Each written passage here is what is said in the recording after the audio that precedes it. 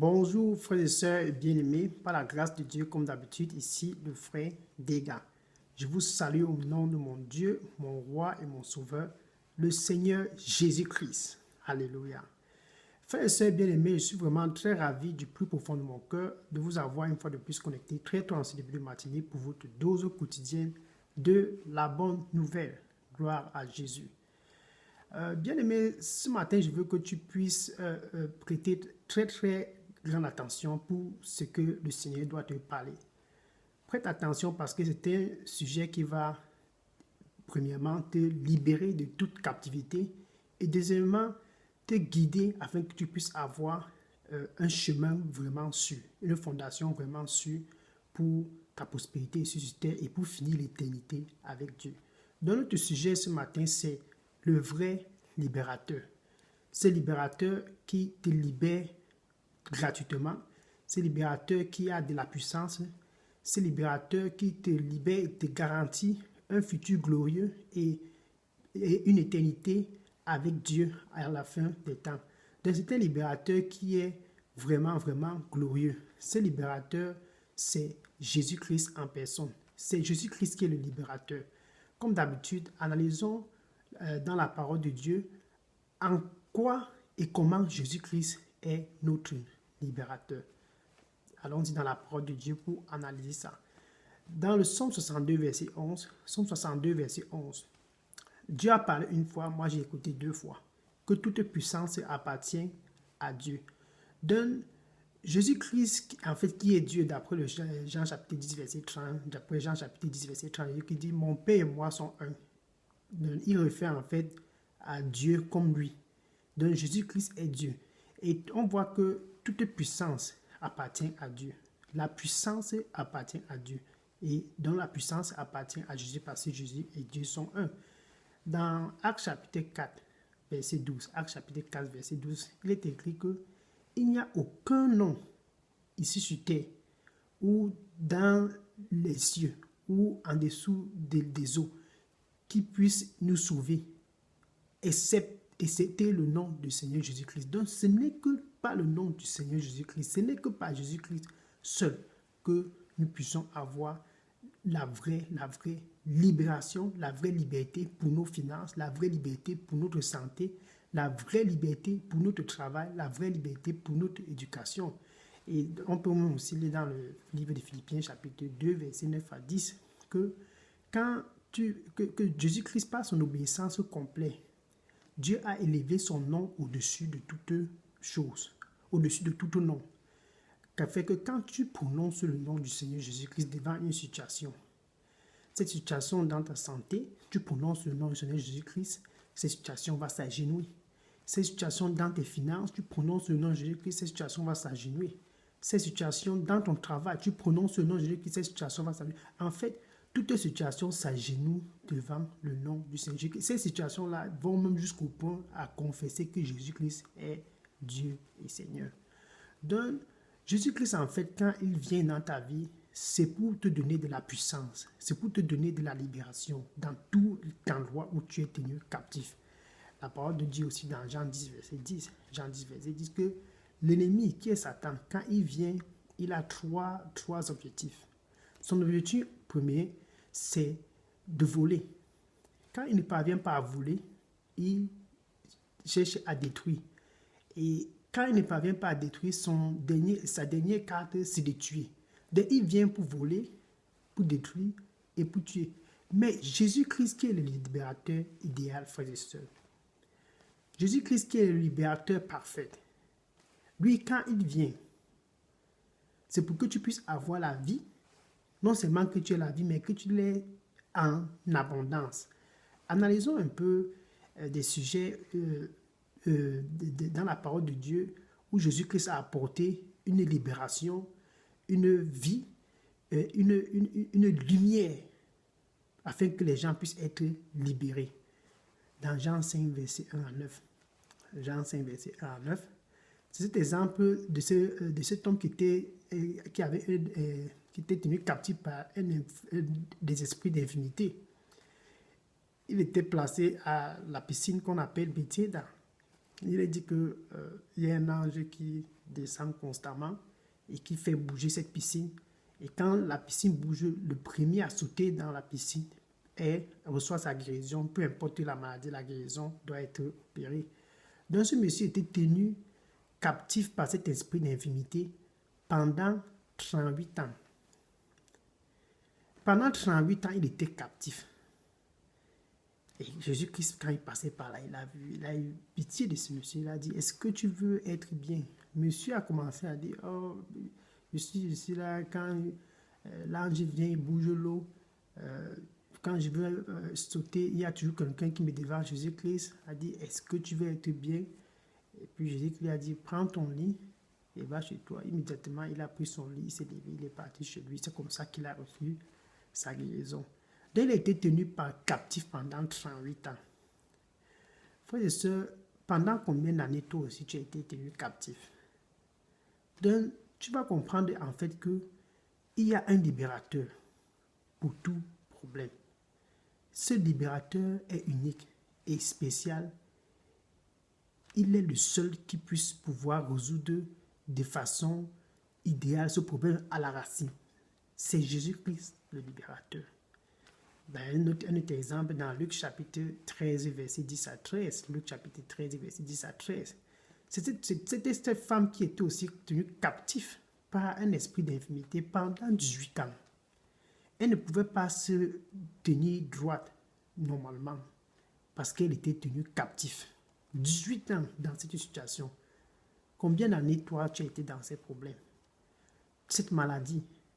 Combien d'années tu as été tenu captif comme cette dame que tu ne peux même pas bouger. Elle, c'est 18 ans. Combien d'années pour toi? Et je dis, qu'est-ce qu'il a vu cette femme, il a eu pitié d'elle, il a seulement touché son dos et puis elle a été guérie instantanément.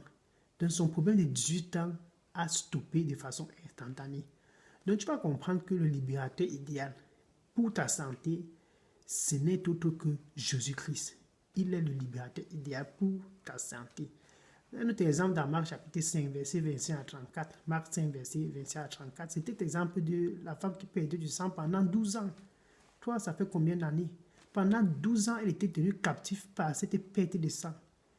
Et elle a dépensé de l'argent chez les médecins. Elle avait considéré des médecins comme sa part de libérateur. C'est peut-être ton cas. Quel médecin tu considères comme ton libérateur? Elle avait considéré des hôpitaux comme son centre de libération. Et toi, frère et sœur, qu'est-ce que tu as considéré comme ton centre de libération? Les hôpitaux ou bien les marabouts? Le Seigneur t'appelle ce matin de te tourner afin de pouvoir connaître le vrai libérateur qui est Jésus-Christ. Et non seulement qu'elle avait visité les docteurs et les hôpitaux, sa situation s'en empirait seulement. C'en est le cas pour toi? Oh, si c'est le cas pour toi, écoute, le Seigneur veut que tu te tournes à lui et puis tu puisses venir et découvrir ta vraie libération. Et elle s'est dit donc qu'il faut qu'elle aille toucher Jésus-Christ. Jésus-Christ passe dans les environs. Et voilà que Jésus-Christ passe dans les environs. Elle s'est débrouillée à toucher le derrière de la vie de Jésus-Christ. La parole dit, instantanément, elle a été guérie. Donc tu comprends que Jésus-Christ était libérateur pour ta santé. Il peut aussi être le libérateur dans tout domaine de ta vie, même si c'est un domaine financier, un domaine pour te faire sortir de la pauvreté. Par exemple, dans 1 Chronique chapitre 4, verset 9 à 10, 1 Chronique chapitre 4, verset 9 à 10, c'est l'exemple de Jabès, que sa famille était tenue captive dans la pauvreté. Il n'y avait pas moyen que quelqu'un puisse prospérer dans cette famille. C'est comme ça que Jabès s'est rabaissé et puis il a crié à Dieu. Il était fervent dans ses cris pour que Dieu puisse le libérer de cette pauvreté extrême que sa famille était plongée dedans. En fait, sa famille était tenue captive par un esprit de pauvreté. Ça ressemble à ta famille, je pense. Tu as besoin de Jésus-Christ pour pouvoir être sorti de l'eau, de ce lot de piège de la pauvreté extrême qui sévit dans ta famille en maître absolu. Sors de ce lot et accepte le Seigneur Jésus-Christ pour pouvoir retrouver la prospérité dans ta vie. Donc Jabès a crié, Dieu a répondu. C'est comme ça qu'il a commencé à prospérer. Donc tu peux aussi cet exemple de libération, ça peut être un miracle dont tu as besoin. Dans Jean chapitre 2, verset 1 à 11, Jean chapitre 2, verset 1 à 11, Jésus-Christ avait un mariage et puis le vin était fini. Il a dit qu'on met de l'eau dans les bassines là. Il a transformé ce tout en vin. Donc, tu as besoin d'un miracle. Ce miracle ne peut être performé que par le libérateur idéal qui est Jésus-Christ. Jésus-Christ, ces miracles sont originaux, ces miracles sont authentiques, ces miracles proviennent du trône de Dieu en personne. Un exemple de miracle concernant les finances, tu as besoin de miracles dans les finances. Jésus-Christ, c'est quelqu'un qui connaît de l'économie. Il connaît l'économie plus que qui que soit. Dans Matthieu chapitre 17, verset 27, par exemple, Matthieu 17, verset 27, on a demandé à Pierre de payer les taxes du temple. Il est venu là, puisque Jésus a dit, va dans l'eau, tu jettes la maison, le premier poisson que tu vas prendre, ouvre la bouche du poisson et puis tu prends une pièce d'argent dans la bouche, tu payes une autre taxe avec. Donc tu vois, Jésus-Christ connaît en fait comment sortir de la situation financière dont tu te trouves. Tu as juste besoin d'écouter sa voix, d'être attentif à sa voix, afin de pouvoir recevoir ce miracle. Dans Isaïe chapitre 30, verset 21, Isaïe chapitre 30, verset 21, dit que tu vas écouter une voix derrière toi. Et cette voix te dit, voici le chemin. Prends ce chemin. Va à gauche, va à droite. Cette voix, en fait, c'est la voix de Jésus-Christ. Car il n'est plus physiquement présent avec nous, mais il a son Saint-Esprit qui peut te guider dans tes pas. D'après Jean 14, verset 16, il dit qu'il va prier afin que son Père puisse nous envoyer de l'aide. Cette aide qui est le Saint-Esprit. Cette aide qui va nous guider afin que nous puissions connaître le bon chemin. Jean 14, verset 16 ou bien Jean 16, verset 13. Donc c'est cet esprit qui est le Saint-Esprit qui est notre aide aujourd'hui, car Jésus n'est plus physiquement là pour nous parler comme je vous parle là. Donc tu as besoin du Saint-Esprit pour pouvoir être guidé, pour pouvoir être orienté, pour pouvoir être avisé. Tu as besoin du Saint-Esprit. Jésus-Christ, il possède ce dont tu as besoin pour ta guérison, pour la guérison de ta santé, pour la guérison de tes finances, pour le miracle dans ton travail, pour un miracle dans ton éducation, pour un miracle dans tout domaine dont tu en as besoin. Mais seulement, tu as besoin d'être en Christ. Tu as besoin d'être né de nouveau. Tu as besoin d'être transformé. Jean 3, verset 3. Si tu n'es point né de nouveau, tu ne peux entrer dans le royaume de Dieu.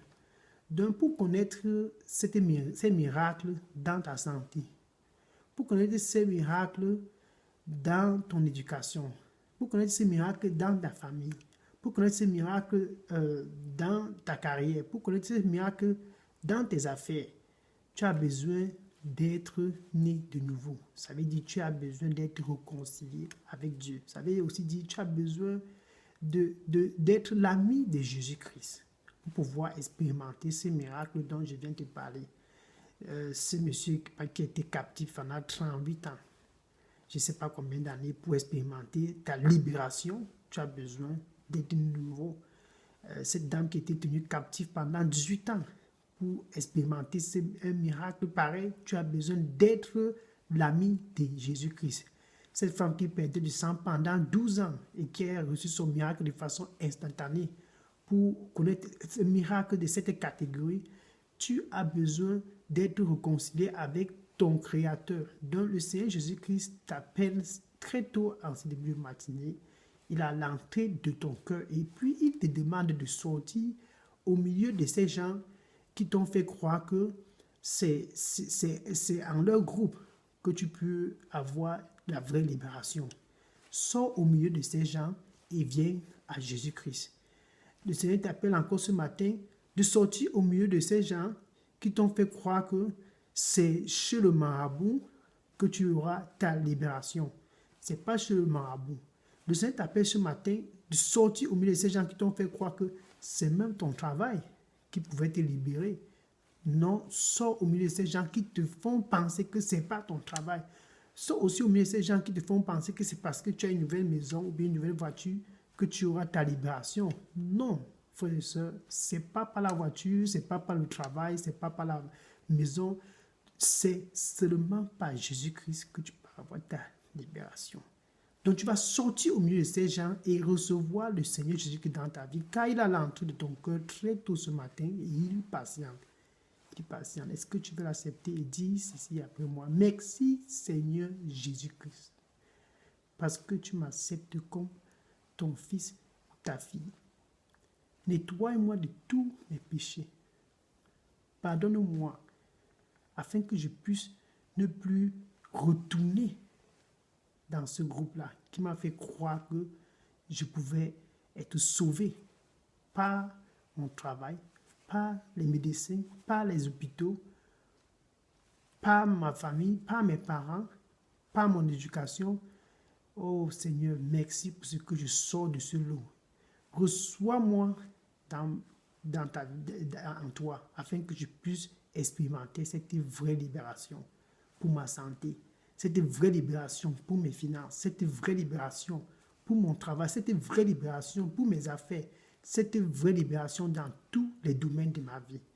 Merci Seigneur pour ce que tu m'acceptes ce matin. Au nom de Jésus-Christ, j'ai prié. Amen. Bien-aimés frères et sœurs, c'est une décision non seulement qui t'affecte, mais qui va affecter ta génération, car vous êtes maintenant en Christ. Et quand tu es en Christ, sache que Jésus-Christ t'aime, sache que Dieu t'aime. C'est la raison pour laquelle il a été longtemps à l'entrée de ton cœur, vraiment patient. Donc sois béni et sois fortifié dans cette nouvelle marche. Et sache que Dieu t'aime une fois de plus. Je t'aime avec l'amour de Dieu et sois béni dans cette nouvelle aventure dans le Christ Jésus-Christ. Au nom de Jésus-Christ, sois béni. Alléluia. Amen.